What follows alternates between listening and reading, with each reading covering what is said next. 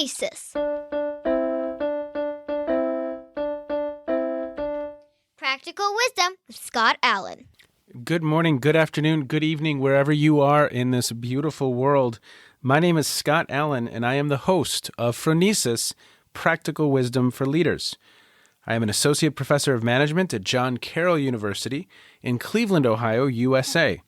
I'm an author, an entrepreneur, a speaker, a nonprofit founder, and the host of 2 podcasts. I'm also a husband and dad of 3. You just heard from Kate, my daughter, who wrote and performed the Phronesis intro. Phronesis offers a smart, fast-paced discussion on all things leadership. My guests are scholars and practitioners, and we cover timely, relevant topics and incorporate practical tips designed to help you make a difference in how you lead and live. Now, I am proud to share that Phronesis is the official podcast of the International Leadership Association, an association that is near and dear to my heart. ILA brings together leaders and those who teach, study, and develop leadership, advancing leadership knowledge and practice for a better world. Learn more at ilaglobalnetwork.org. If you like what we're up to, please click subscribe so you can stay up to date as we release new episodes each week. You can also share what we're up to with others. And now, today's show. Ellen Burts-Cooper, Ph.D., with us on Phronesis today. Good afternoon, good evening, good morning, everyone, wherever you are in the world. Thanks for checking in with us. And today I have a friend, and we have crossed paths in a few different ways over the years. She teaches at Case Western Reserve University. She has her own firm. She does work with the Institute for Management Studies. She spends part of her life in Cleveland, part of it in Florida. As I understand it, she's looking out the window right now and there are boats. That sounds very awesome. Ellen, before we jump into our conversation today, maybe share some details with listeners. Tell listeners about you a little bit. Hello, Scott. Good to see you. I am excited to be able to have a conversation with you. A little about me. I globally reach out to teams to help them do 3 big things. I want teams to be more productive, more cohesive, and more resilient. That is my life's work. And I get to do that in cities globally, about 30 different cities a year. And I visit about 60 companies now that I can just video right in.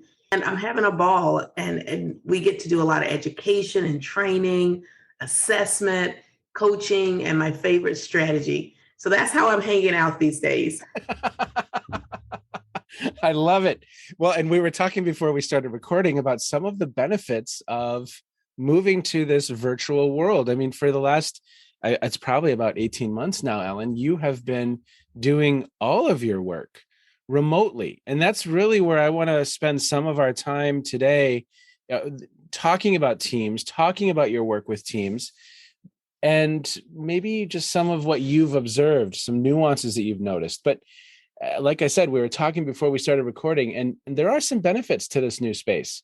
There are some benefits to opening up the Zoom, doing a 3-hour session, closing it up, and going on a walk outside. You aren't getting back on an airplane. Exactly. And I will tell you, I would likely be the first one to reject this because I was on a plane every week. I knew how to go.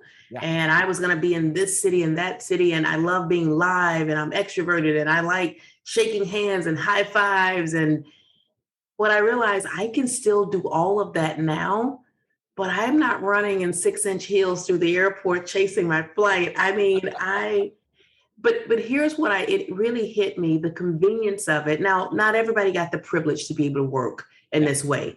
Now, and for some people, if they're introverted, this may or may not be the best platform. For some, they love it. Others, they may not. But I actually saw my clients different. Wow. I got a chance to see things about them that I didn't see in person. So we always say, I want to be back in person, but even their backgrounds. You have kids? Wait, who's that running behind you? Introduce me. I've met kids of people I've known 5 or 6 years. I would have never had the chance to do that. Hey, tell me about that painting behind you. You know, that's my art. I paint. No. So I've gotten to go into people's homes, so I get to see them a different way. Yeah. So if you're observant, it really has been a tool to create workplace intimacy that really starts to help with those social connections. So I have actually enjoyed it. Yeah. Well, let's talk about that. Let's jump into that because I am sure you have heard over and over and over and over, when we get back or if we were, and I think it's a little bit of a mindset shift. So for instance, I've had colleagues who have said, well, online will never work. Well, how can we make it work? Because we're going to have to. And I started class last night and I said to the students, I want this to be the best class you've ever taken. That's my goal. And we're, 25% synchronous, 75% asynchronous, but that's my objective. Am I going to hit it with all of you? No, but that's what I'm shooting for. That's where I'm going because I think we can do it. Help me get there, provide feedback, share your experience. What did you like? What didn't you like? So for me, there's this mindset shift of, and I'm sure you've heard it a lot. Well, it's hard to build relationships virtually. It's hard to team virtually.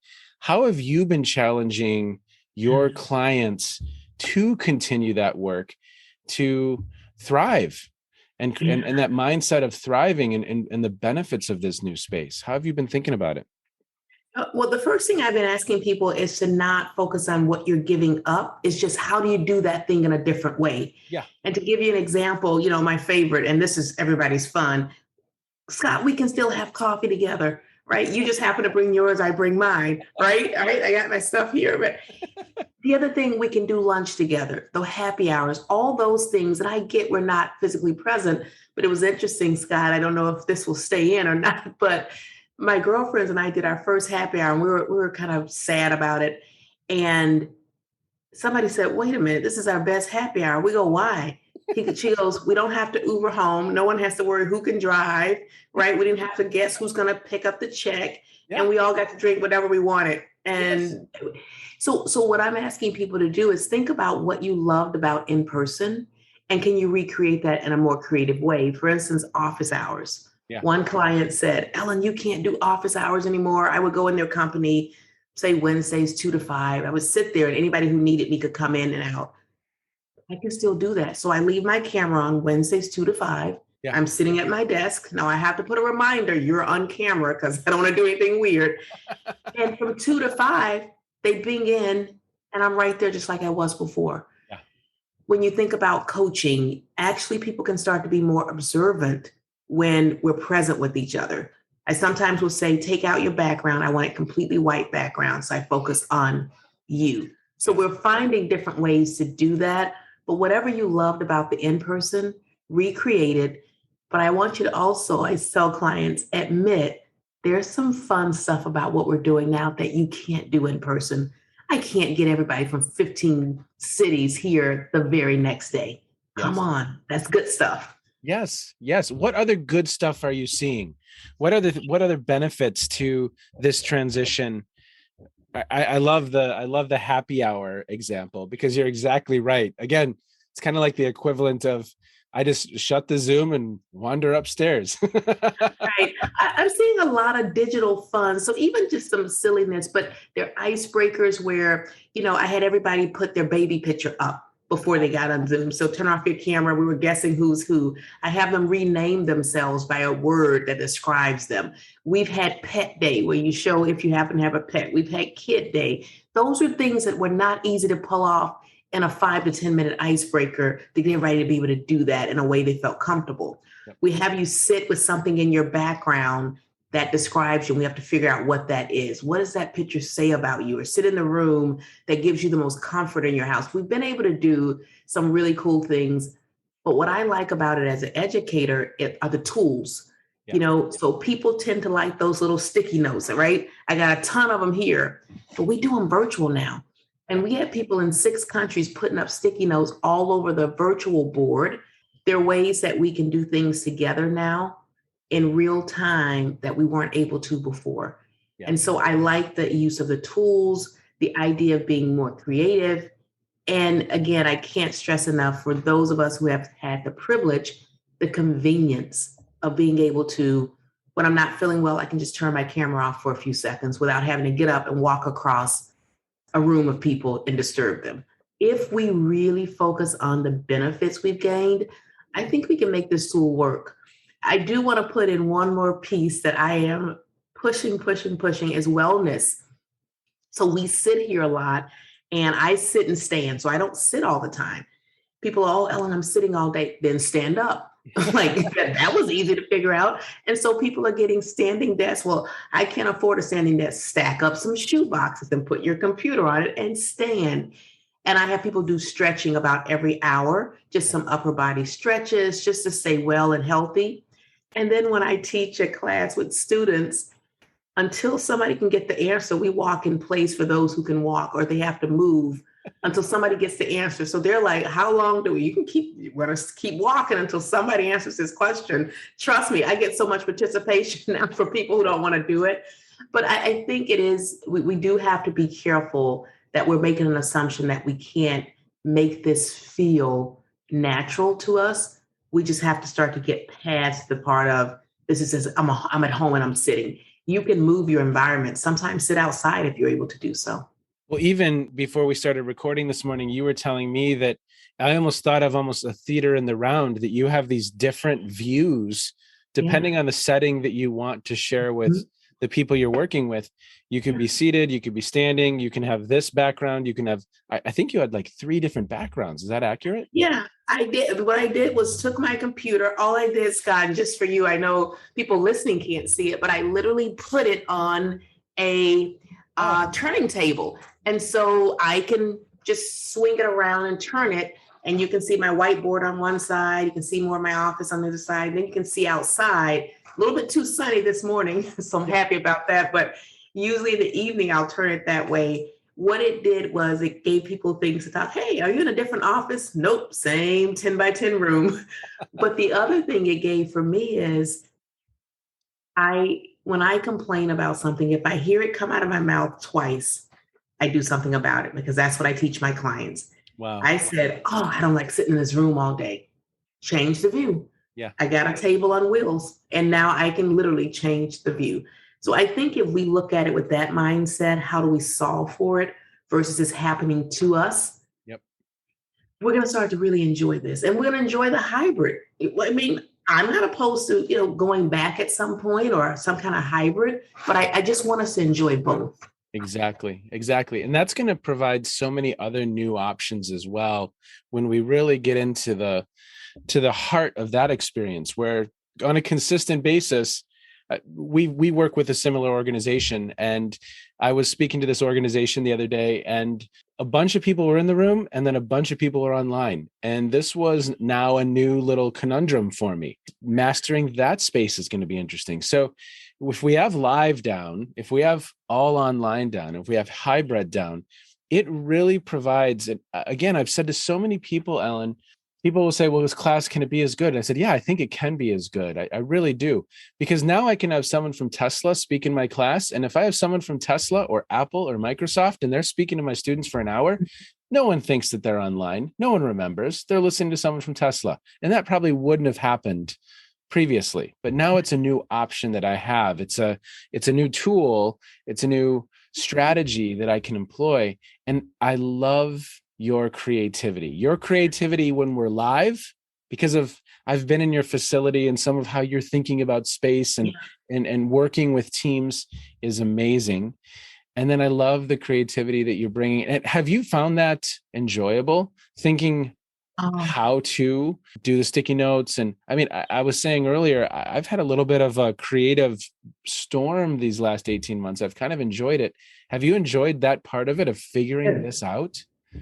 Yes, I love it. That's the space I like being in, not knowing. And I actually secretly brainstorm. I get people to brainstorm without knowing it. I said, okay, fine. One of my first sessions, they were like, we don't want to be on this video. And I said, okay, let's list all the stuff we loved about in person. God, that list wasn't as long as they thought. And it was interesting. I said, whatever you give me now, it was a big challenge, because I'm like, okay, I hope I can pull this off. Whatever you give me about in person, I'm going to match it. Well, we used to use the whiteboards. Boom, got a whiteboard. I have an electronic whiteboard, and we can all write on it. Before, in class, only one person at a time would come up or whatever. We can create breakout rooms. Oh, got those too. So everything they listed, it was, because I always dance in my classes. We can dance. Oh, here's some music right now. Get up, let's go. And so anything that they came up with that they enjoyed about it, guess what? We still have it. And actually, it may be more fun in certain capacities. So it's interesting that people came to the conclusion, maybe it wasn't as good as we thought. This is just different. Because they couldn't give me a list of more than 8 reasons why they love the in-person so much. And we couldn't think of any reason not to match it. Yep. And then we did the opposite. What do we have online now that we're virtual that you couldn't get? Hello, that list was actually a lot longer. My coffee versus the high places coffee. Yeah. I would tell you, my most fun is I had somebody had to meet over lunch and she was not happy. When that camera came on, I'm like, whoa, turn it off. No, she was just not happy. And I knew she didn't like meeting at lunch. And when she was sitting there, I started eating my lunch. And she said, I didn't have time to prepare mine. And I said, oh, okay. And she said, what are you eating? And I told her, oh, that sounds good. Her doorbell rings. She says, who is that? I said, you may want to go answer it. I had her lunch delivered too. I've never heard her complain again about it. Like, I was like, okay, we can still eat the exact, because that was our thing. We go to lunch, we eat the same thing. Yeah. And it was just like, all right, this is great. So I started gifting people with things like that. If we had to meet at lunch, let's make this fun. Again, your creativity, Ellen, it's top notch. Ordering someone lunch on the fly. That's amazing. Yeah. And so I want to transition a little bit into teams. What have you noticed in your work with teams in recent months? Is it really kind of a similar concept that we've been discussing for the whole, it's just a little bit different? What are some norms maybe that you really think are important that teams should be focused on? How do you feel about things like being on camera or off camera? What are your observations? I just want to hear. The good news is that we've been collecting data from every team that we visit. We collect data, we virtually visit. And so we've been compiling that. When we walk the things that are critical for teams, those haven't changed, but how we apply them. So my suggestions are always, just to answer a few of yours very quickly, cameras on where possible, so we can engage. When it's just maybe like yesterday, there was an announcement to, 5,000-6,000 people, oh, cameras off. Right? But make sure you still check in. But if there is a need for us to communicate back and forth with each other, definitely cameras on. If some of you are in office and some of you are not, making sure we have equal sharing time and space, things are set up where everybody can hear. So making sure the technical details are worked out. Good. But even getting down to just daily team things, I talk a lot about trust with teams and building trust. You've got to increase the frequency of how often we're showing appreciation to people. Nice. We got to find new ways to stay socially connected. So those don't change. It's just the frequency at which we do them are going to change.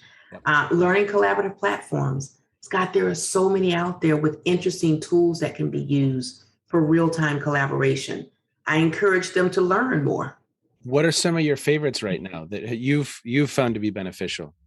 I don't want to do advertisements for people, but I do like Padlet. That's a tool. Google has a bunch of in-office tools. And if you go on, if you're on Zoom, I know people probably see that new app button now on Zoom. If you've seen it, you can go in there, tons in there that you can use as well. I also use a few of the tools that Microsoft has. But if you go in and just say tools to help with coaching, boom, they pop up. Tools to help with engagement, they pop up. That's part of the research process that I think people are going to have to pick up. And it actually is fun to see them out there. What else? What other observations? I would say get used to delivering messages by video, which are going to be different than in person. Hiring, firing, tough conversations, giving constructive feedback. There are methodologies to do that online. I had never hired or fired somebody who wasn't global, and I had to do that for the first time. And I'm going, whoa, how does this work? How does this work? How do I know somebody's not listening in their home? Their kid could hear them getting fired. So I would never say, are you by yourself? Is there anybody in earshot who can hear me? You have to ask those things. Do you want the person's 7-year-old to hear mommy just got laid off? Yeah. Right? So confidentiality. So in other words, You can't have customer information up on a screen without some kind of filter. I don't know that somebody in your house doesn't work for a competitor. So getting smart about asking the right questions, same thing we're doing, coaching, training, but because the setting has changed, we have to adapt to new ways of doing that same thing. And it just takes a few tweaks. I've also worked with a lot of teams on problem solving and strategy sessions. We tend to want to rush more to get off the call. Yeah. Stepping back and doing a lot more root cause analysis. And everything doesn't have to be done on video. Some of it can be done separately and you bring it back together. Yes. The other thing I think a lot about is challenging historical ways that we've operated. I have challenged that a lot of things weren't that great. We were just used to them. Yes. Like they really weren't, right? And Yeah. so the basic rules still apply. You still need to define roles and responsibilities for people. You still need to have standard practices and documentation. That didn't change because we're on video. So what I was finding is this virtual platform actually called out a lot of not so great behavior that we were able to mask over in person. And so it's making us be a little bit more robust about our approach. Well, it's so interesting. And I love even your comments. I mean, I loved all of that. And then there's one thing in there where sometimes maybe it's not a Zoom. Sometimes maybe we go back to that thing called the conference call. Maybe we work independently and come to present our options versus sit for an hour and a half trying to brainstorm together all of those options. And so to your point, I think it requires design. And how are we designing how we're using people's time? And what are the tools we have at our availability to use people's time? Maybe groups of 3 have a conference call for an hour and they come back to the Zoom or enter a Zoom and then present. But we don't, I love the challenge in figuring out some of those puzzles because you and I both have a passion for this. When we're live, I want it to be fast, fun, fascinating. I want them to go at the end of 4 hours. Wow, that was 4 hours? Huh. Shoot, and I want it to be fun. That was a good time. We had pretty good time. I was with a group of plumbers the other day. Wow. Okay. And they said at the end, this was pretty good. I'm like, okay, winning. Yeah, exactly. That's the idea. And did people walk away saying, that was really insightful. And I picked up some really cool things there. And the puzzle of transitioning that to just a different space, it's so much fun. And I just say a few more practical things that just basic team stuff that really didn't change because the platform or our setting change was just, you mentioned one of them. What's the right communication method for this? Yeah. Don't video call me at 7 a.m. Scott, it takes time to get all this together, right? That could have been a phone call. So understanding what's the right method, maybe that should have just been a memo, right? Or email. The social connections was a critical, finding ways to get to know each other, asking more questions about people's backgrounds. We didn't do enough of that. We made assumptions and finding out kind of how their history might influence how they feel about this. And that's really critical. I have a number of people who didn't have a good experience on video before, but this was 10, 15 years ago. We didn't have the same technology. The other thing, the frequent check-ins, making sure you establish a process to check in and stay committed because we can go days and days and days. Think about your colleagues who are living by themselves, who may not get to engage in the same way. So frequent check-ins, frequently asked questions list, publish that for new employees. They're walking in going, I have never met my colleagues. Where do I do this? Anything related to work, process, technology, create an FAQ sheet so they're not struggling. And the last one is, I would say, being clear about expectations. We seem to have forgotten just because we're not in the same space doesn't mean we don't need to check to make sure expectations are level set and we have the right resources to do the job. Those things are still, they were complaints before, they were critical before, and even more so now. So we still need to go back to the basics. Exactly. And if we need to create an FAQ, we can pull up a Google Doc and literally spend 5 minutes all co-creating it and probably get about 20 things out on a piece of paper, questions and answers in about 5 minutes. It's amazing. Absolutely. And Scott, I'll tell you, here's my new favorite about this. Remember when we were in sessions and everybody had tank cards with their names on it? You try to memorize them where they were sitting, and then you want to change up the seating. And now I can't remember what Scott was on the left by the door. Now Scott's over here. I don't know him as Scott. That's Bill. So I would get all mixed up. Then they see you in the hallway. I'm going, I have no idea who you are. Where's your tank card? And I can't read your name tag. Oh my goodness. Video has done wonders. I can call everybody by name. And at the end of every session, I do a screenshot, smile for the camera, and I send out everybody a picture of us all together. We didn't do that in person. Come on. And there is no way I would know 50 people by name. And no matter how much I tried to, I would always try to memorize your names in a one-day class by noon, by lunchtime. But if I saw you in the cafeteria, I have no idea who you are. Yeah. You got to be sitting in the seat by the door for me to know that you're Bill, right? That was another plus with this, that we can actually get to know each other in a way that we didn't before, just by even having our names present. It sounds simple, but it's huge. Oh, for sure. What haven't you figured out yet? Is there anything that you haven't been able to replicate to the same level? I'm sure there's a few things that you're still just experimenting with to see how we solve for what. Yeah, that sometimes the tools for the team, making sure that you studied enough ahead of time to know that, okay, I'm going to use this particular tool where they can post for this session. But in this one, they're peers and they're sort of competitive. So they're not going to want to share their data all at the same time. So I need to collect that before. So still understanding how to work with teams, but that was no different. But which tool would be appropriate for that team? Yeah. The other thing is somewhat out of my control, but distractions. Yeah. So at work, we're all probably in the same room, a little bit different. People will get called out for meetings. Yeah. Now you've got 50 people. If they're all in a different location, you got 50 potential ways that people can be distracted. Yeah. Delivery services. I didn't know how many people got packages that often. Like and I'm nosy. What did you just get? I heard your doorbell. And I did that one session. We had 8 deliveries and everybody had to tell me what they got. It was hilarious. I just had fun with it. But you have kids at home, you have partners, spouses, significant others, you have lawnmowers, and neighbors seem to cut grass right as I start teaching, I think is a thing.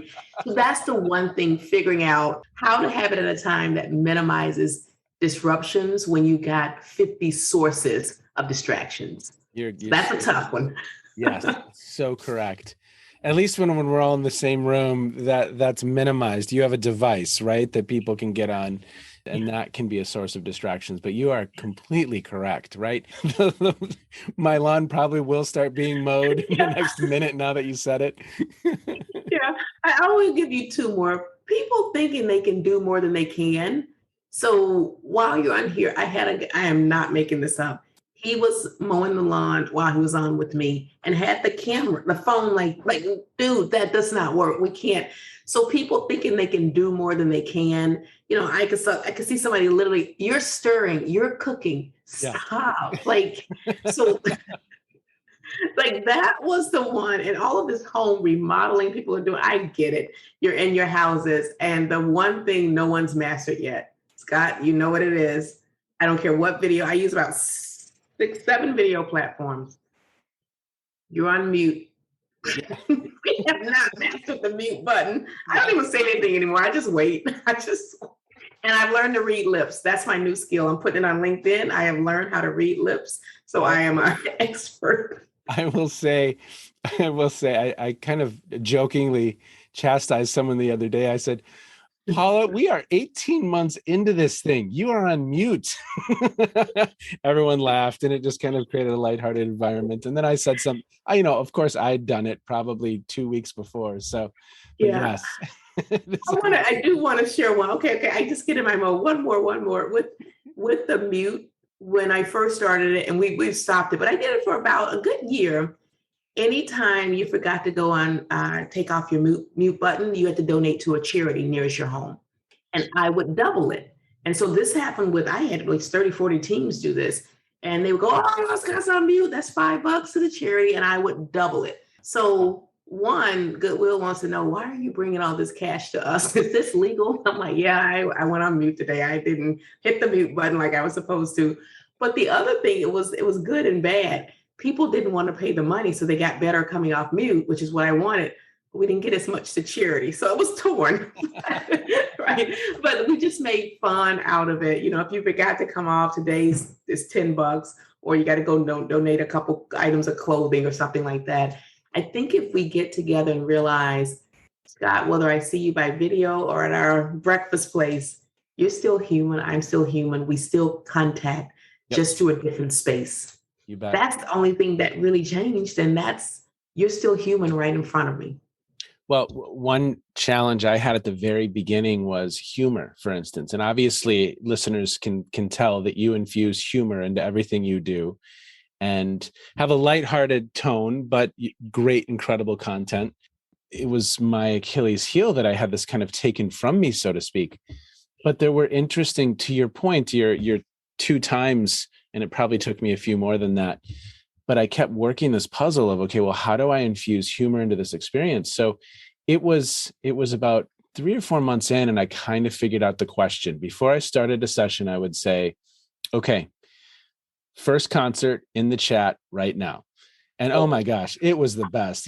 John went to Milli Vanilli, and I'm like, John, tell us a little bit about Milli Vanilli. Could you tell the mute was happening, or that they were lip syncing? And I was at a law firm, and one of the women was Jimi Hendrix. And I said, wow, Alice, that is awesome. Tell us about Jimi Hendrix. And so she unmuted, and then, Paul went to Slayer, and I'm like, wow, Paul, a little angry in your youth.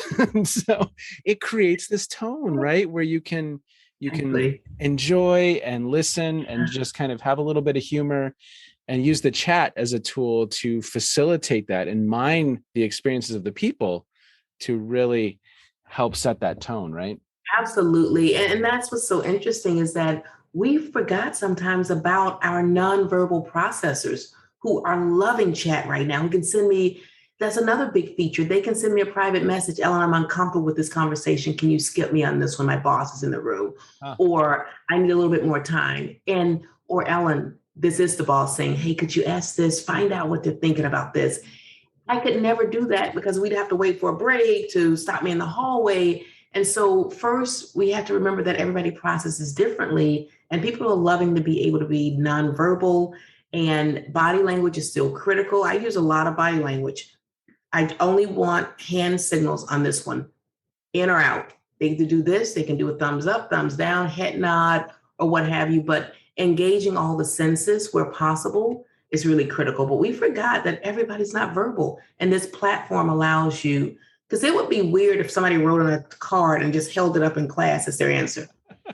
And you couldn't do that activity live because it would take 20 minutes for someone, well, I was 18 and I went to blah, blah, blah, and I saw Slayer, and, okay, yeah. Thanks, John, next. No, right. They just all show up.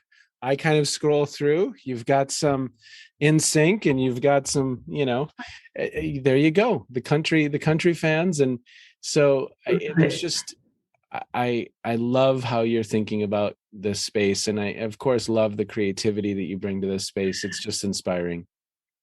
Thank you. I appreciate it. There are times when I want to be able to give you a hug, and I know I can't do that, but we can do virtual hugs. If we just decide that we're going to take the enormous tragedy that happened and we grieve for that, but we're going to be grateful that we get an opportunity to kind of reinvent in this space. And if we keep focused on that, and my biggest thing has just been service. Like, I have poured myself into doing more service. I always do my 11 hours of community service every month. Don't ask why 11, no clue. Just made up that number, and I've been doing it for years. Wow. And I increased that number quite a bit. And I just noticed, we're at a high stress state. So if people can find ways to express gratitude and be of service to others, whether that's mentoring, whether that's sending Scott a message, just check in and see how you're doing, whatever that is, some form of appreciation, it actually is counterintuitive. It's actually filling us up more. So watching our tanks and make sure we're staying full, and service is the way to do it if people are still feeling a little apprehensive right now. Yes. As we wind down, Ellen, what have you been reading, watching, streaming, listening to? It could have nothing to do with what we've just discussed, but what's caught your eye lately? So, for instance, I've been watching this show on Apple TV called C, which is this futuristic space where humans have lost sight. And I'm almost finished with Mayor of Easttown, but then I'm reading the book Range and streaming some other podcasts. And so what are you listening to? What's keeping you and your mind cooking right now? Well, one of them, I'm glad you said it doesn't have to be related. Food Network, any food state, anything where somebody is cooking. I never cooked before this. I had paper still in my oven. The packaging was still on there. I don't cook. And now I'm cooking 2, sometimes 3 meals a day. So the creativity of what's behind cooking has just been really fun. I try to incorporate it into my classes. What is everybody eating for lunch? What's your best ingredient you put in this? And that starts a huge debate. Do not ask people about ingredients they put in stuff, because you cannot put raisins in potato salad. It was just craziness. You must use King Arthur flour, not another flour. Oh my goodness. I didn't even know what that was at one point. So that's one. But I actually have been not avoiding the news. I do have a few sources for news so I can get some objective points and varied perspectives. But I actually do searches for good news. What are some of the feel-good channels? So literally, I just put in good news happening in the country. Yeah. Global stuff that's fun. I mean, I'm putting in, and I'm literally filling my brain. So after I have to watch the news and I see fires, I see floods, I fill it with, God, there are some amazing stories about a person in Nevada who gave everybody scholarships leaving this particular town. A person here who rescued somebody's dog and brought it back to them. A person who goes and sits with elderly people to give the caregiver a break and just spends 10 or 15 minutes here and there. You're getting all those types of stories. I think we forget about those. Yep. Well, such a giant spotlight is placed on the 4 or 5 things that went wrong today in the world or in our country, in our community. And it's hard to lose. It's easy to lose sight of the millions of good things that happen in our communities. My wife and I were just talking about that this morning. It's so easy to lose sight of all of the good. And of course, there's challenges, there's struggles, there's things that need to be fixed for sure. But I love how you're balancing that out with food. There you go. That's one and the same. Well, some of my meals aren't so happy for my poor husband. I do feel bad for him some days. He was like, was this supposed to be chicken?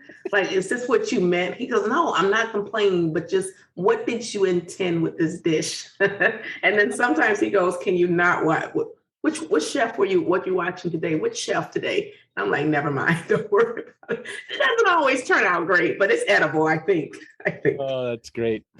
Ellen, thank you so much. Where can people learn more about you and your work? Yeah, they can see us improveconsulting.biz, B-I-Z. Just check us out there, and it tells all of our courses and where we're going to be hanging out virtually. Okay. Well, I will put that in the show notes.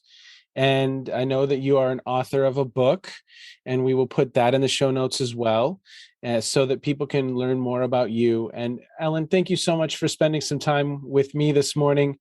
I appreciate it. Thank you for the good work that you do. Thank you for the creativity and the love and the passion that you bring to your work. I know it's making a difference in the world. Thank you, Scott. It was great catching up with you this morning. Okay, be well. Okay. As you can tell, Ellen, a few words come to mind when I think of Ellen. I think of curiosity. I think of charisma. And I think of care. I'm going to go with the 3 C's, Ellen. She is curious about the world and her creativity. That should have been the 4th C, creativity. But she's curious and she's creative. And she wants to make this work and this new reality work. And she wants to help others make that new reality work. And her ideas and how she approaches that work, I think, is so much fun. Obviously, she's charismatic and she breathes life, energy, and enthusiasm into the work that she does. And of course, this last C, which is care. You can tell that she has great care in the work that she does. She has care for her clients and the people with whom she is interacting. So those are my 4 C's. I hope that each one of you gains some really wonderful insight, and I hope each one of you will bring those 4 C's into your work with others. And as always, thanks for stopping by. You, my friend, have just finished another episode of Phronesis Practical Wisdom for Leaders. To get in touch with me, visit www.scottjallen.net or send me a note at scott@scottjallen.net. I can also be found on Twitter and on LinkedIn. Now, if you have feedback, I would love to hear it. And as always, thank you so much for listening to Phronesis. If you like Phronesis, I have a second podcast. It's called the Captovation Podcast. That's with an O, Captovation Podcast, where I speak with experts on the topic of designing and delivering incredible presentations. And now, Kate's twin sister, Emily, with the outro.